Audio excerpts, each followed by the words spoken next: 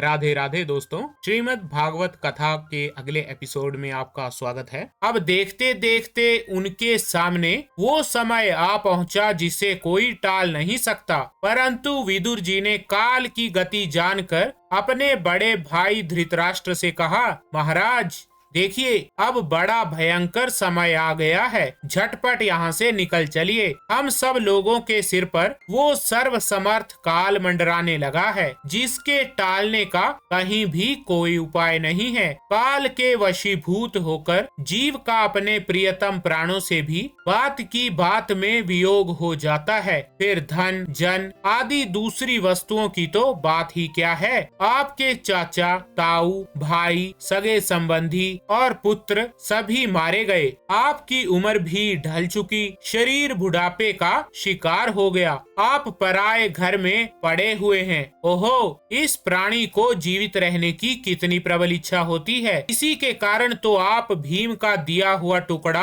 खाकर कुत्ते का सा जीवन बिता रहे हैं। जिनको आपने आग में जलाने की चेष्टा की, विष देकर मार डालना चाहा, भरी सभा में जिनकी विवाहिता पत्नी को अपमानित किया, जिनकी भूमि और धन छीन लिए, उन्हीं के अन्न से पले हुए प्राणों को रखने में क्या गौरव है। आपके अज्ञान की हद हो गई कि अब भी आप जीना चाहते हैं, परंतु आपके चाहने से क्या होगा। पुराने वस्त्र की तरह बुढ़ापे से गला हुआ आपका शरीर आपके ना चाहने पर भी क्षीण हुआ जा रहा है। अब इस शरीर से आपका कोई स्वार्थ सधने वाला नहीं है। इसमें फंसिए मत, इसकी ममता का बंधन काट डालिए। जो संसार के संबंधियों से अलग रहकर उनके अनजान में अपने शरीर का त्याग करता है, वही धीर कहा गया है। चाहे अपनी समझ से हो या दूसरे के समझाने से, जो इस संसार को दुख रूप समझकर इससे विरक्त हो जाता है और अपने अंतःकरण को वश में करके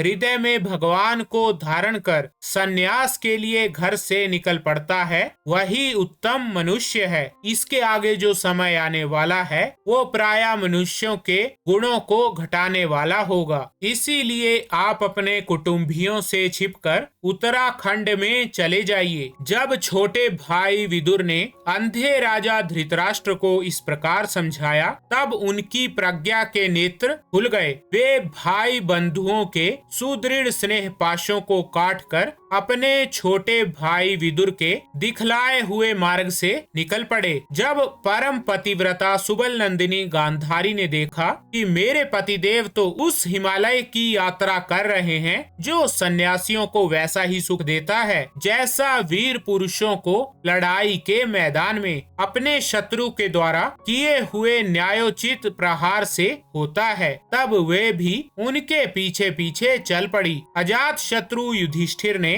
प्रातः काल संध्या वंदन तथा अग्निहोत्र करके ब्राह्मणों को नमस्कार किया और उन्हें तिल, गऊ, भूमि और स्वर्ण का दान दिया। इसके बाद जब वे गुरुजनों की चरण वंदना के लिए राजमहल में गए, तब उन्हें धृतराष्ट्र, विदुर तथा गांधारी के दर्शन नहीं हुए। युधिष्ठिर ने उद्विग्न चित्त होकर वहीं बैठे हुए संजय से पूछा, संजय, मेरे वे वृद्ध और नेत्रहीन पिता धृतराष्ट्र कहाँ हैं? पुत्र शोक से पीड़ित दुखिया माता गांधारी और मेरे परम हितैषी चाचा विदुर जी कहाँ चले गए? ताऊ जी अपने पुत्रों और बंधु बांधवों के मारे जाने से दुखी थे। मैं बड़ा मंद बुद्धि हूँ, कहीं मुझसे किसी अपराध की आशंका करके वे माता गांधारी सहित गंगा जी में तो नहीं कूद पड़े। तो ठीक है दोस्तों, श्रीमद् भागवत कथा के इस एपिसोड में बस इतना ही।